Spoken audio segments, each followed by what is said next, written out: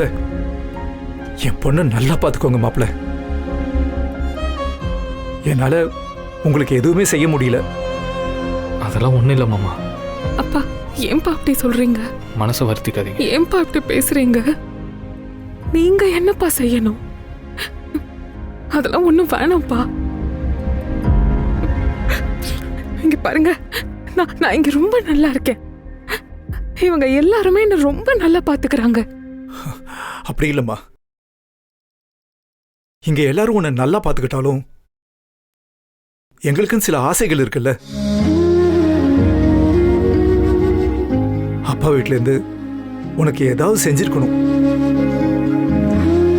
எதுவும் பெருசா நான் எதுவும் பண்ணல.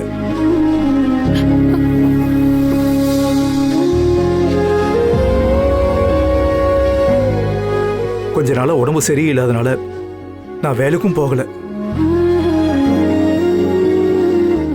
அதனால வீட்டுல பெரிய வருமானமும் இல்லை. நீ இருக்கிற வரைக்கும் மாமா வீட்டுல இருந்தோம்.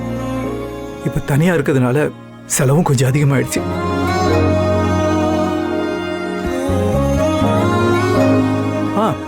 அஞ்சனாவும் அவ சம்பளத்துல கொஞ்சம் கொடுத்துட்டு தான் இருக்கா.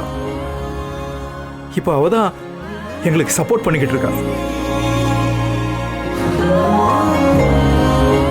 ஜனனி, நீ எதையும் நினைச்சு வருத்தப்படாத.